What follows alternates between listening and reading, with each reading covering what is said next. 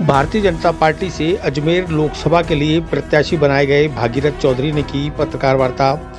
केंद्र की मोदी सरकार के 10 वर्ष में किए गए कार्यों का किया बखान, तो वहीं अपने 5 वर्ष के कार्यकाल में किए गए काम भी गिनवाए। कोरोना की वजह से बाकी रहे कामों को जीतने के बाद फिर से पूरा करने का दिलाया विश्वास।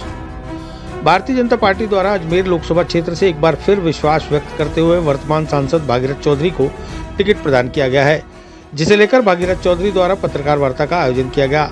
इस दौरान उन्होंने बीते 10 साल में केंद्र की मोदी सरकार के द्वारा किए गए तमाम विकास कार्यों को गिनवाया, तो वहीं अपने 5 वर्ष के कार्यकाल में किए गए कार्यों का भी बखान किया।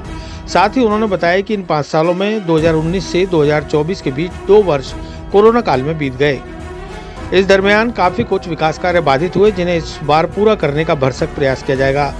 डबल इंजन की सरकार में विकास कार्यों की कोई कमी नहीं रहेगी। पिछले 5 सालों में प्रदेश में कांग्रेस की सरकार ने विकास की गति को रोक दिया था। अनेकों विकास कार्य अटके पड़े रहे, लेकिन भजनलाल सरकार ने प्रदेश में सत्ता संभालते ही 3 महीने के अंदर बड़े बड़े काम किए, चाहे वे पेपर लीक मामले में एसओजी की जांच हो, चाहे पेट्रोल डीजल और गैस के दामों में कमी हो, चाहे ईआरसीपी परियोजना हो। ऐसी अनेकों योजनाओं पर डबल इंजन की सरकार में डबल गति से कार्य हो रहा है और ये सिलसिला आगे भी जारी रहेगा, क्योंकि मोदी जी ने इस बार 400 पार का नारा दिया है और मोदी का परिवार इस बार फिर से मोदी जी को तीसरी बार प्रधानमंत्री बनते हुए देखना चाहता है। इससे पूर्व भाजपा संगठन की बैठक कर बताया गया कि 28 मार्च को अजमेर लोकसभा क्षेत्र में चुनाव कार्यालय का उद्घाटन होगा, तो वहीं 2 अप्रैल को अजमेर संसदीय क्षेत्र की तमाम जनता के साथ लोकसभा प्रत्याशी भागीरथ चौधरी अपना नामांकन भी दाखिल करेंगे। 2019 से 2024 में कई सदियों के बाद इस तरह की त्रासदी होती है देश और दुनिया में। जो कोरोना काल आया, इसकी वजह से 2 साल कोरोना में चले गए और इस वजह से कई काम होने वाले थे, वो काम अधूरे रह गए। मैं तो यही कह सकता हूँ कि जो अधूरे काम बच गए हैं उन कामों को अब, क्योंकि डबल इंजन की सरकार बन गई है, राजस्थान में हमारे मुख्यमंत्री भजनलाल जी शर्मा हैं और केंद्र में मोदी जी फिर तीसरी बार प्रधानमंत्री बननी है। अब की बार विकास की गंगा बहेगी। अजमेर लोकसभा क्षेत्र में कोई काम बाकी नहीं बचेगा। सब काम, चाहे रेलवेज हो, चाहे हाईवेज हो, चाहे पानी की बात हो, चाहे हेल्थ की बात हो, चाहे शिक्षा की बात हो, हर तरह से सारे काम जो अधूरे रह गए वो पूरे करूँगा। और मैं ये कह सकता हूँ कि जो पुष्कर से लेकर मेड़ता जो रेल लाइन है वो स्वीकृत हो गई है। मैं चाहूँगा कि इस कार्यकाल में 2024 से लेकर 29 तक वो ट्रेन वहाँ से दौड़े, ताकि धार्मिक दृष्टि से, सामरिक दृष्टि से पश्चिम राजस्थान से जुड़ जाएगी और पर्यटक की दृष्टि से एक ऐतिहासिक काम होगा। फिर नसीराबाद से लेकर देवली तक जो स्टेट हाईवे वो जल्दी से नेशनल हाईवे शुरू हो और दूध नारायणा से लेकर जो भारतमाला जो निकल रही है वो काम जल्दी से स्वीकृत हो गए, वो काम भी पूरा हो। जहाँ जहाँ भी कोई गांव में सड़कें अधूरी है वो पूरी हो।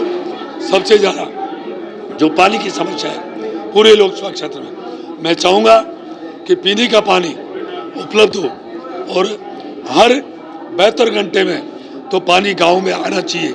और जो स्मार्ट सिटी है या 24 घंटे में प्रेशर से पानी आना चाहिए, ये मेरी प्राथमिकता रहेगी।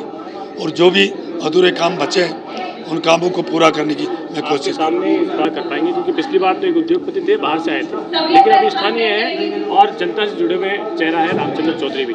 कैसा होगा मुकाबला? देखिए भाई साहब, मैं तो एक छोटा सा कार्यकर्ता हूँ, वो चेहरा हो सकता है, नेता हो सकता है, मैं तो कार्यकर्ता हूँ छोटा सा, और जनता और कार्यकर्ता मेरे को जानती है, पहचानती है। मैं दावे के साथ कह सकता हूँ, जनता के आशीर्वाद से, कार्यकर्ताओं के आशीर्वाद से और शीर्ष नेतृत्व के आशीर्वाद से अब की बार राजस्थान में सबसे अधिकतम मतों से जीतकर लोकसभा अजमेर कमल का फूल खिलेगा और मुझे से छोटे से कार्यकर्ता फिर संसद में जाने का मुझे अवसर देंगे। क्या आधार रहेगा इसके पीछे? अजमेर की बात करें तो कार्यकर्ता, जनता और शीर्ष नेतृत्व और मोदी जी के जो जन कल्याण कार्य, और 3 महीने में राजस्थान में जो राजस्थान की सरकार भजनलाल जी शर्मा जो हमारे मुख्यमंत्री है, जो उनके जो काम है, चाहे ईआरसीपी की बात हो, चाहे मैं कह रहा हूँ किसान सम्मान निधि की बात हो, चाहे गैस सिलेंडर में छूट देने की 450 की बात हो,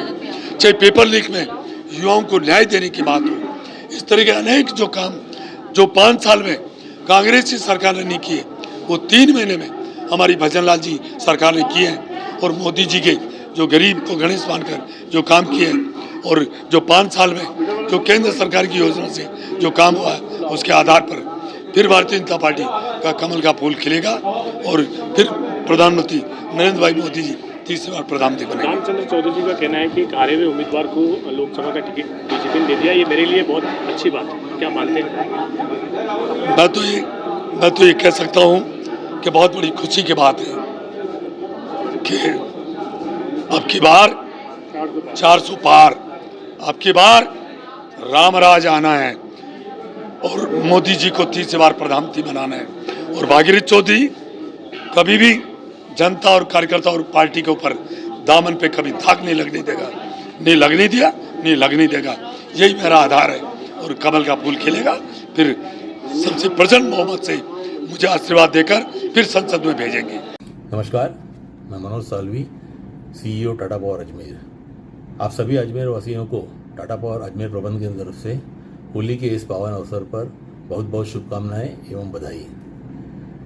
ईश्वर से मैं प्रार्थना करता हूं कि होली के पवित्र रंगों जैसे ही आप सभी के जीवन में हमेशा आनंद और उमंग सदा भरे रहे। होली के त्यौहार पर बिजली आपूर्ति की व्यवस्था सुचारू रूप से रहे, इसलिए टाटा पावर प्रबंधन ने माकूल इंतजाम किए हैं। सभी जोनल टीमें फील्ड में पूरी मुस्तैदी के साथ मौजूद रहेगी। मैं और सभी वरिष्ठ अधिकारी बिजली की व्यवस्था पर देखरेख करेंगे। साथ ही एक अनुरोध, टाटा पावर से जुड़े रहते हुए आप सभी बिजली संबंधित सेवाओं के लिए TPADL के डिजिटल माध्यमों का जैसे व्हाट्सएप सेवा, मोबाइल ऐप, डिजिटल पेमेंट व्यवस्था, इसका काफ़ी उपयोग करें। आप सभी को पुनः एक बार होली की बहुत बहुत शुभकामनाएं। धन्यवाद।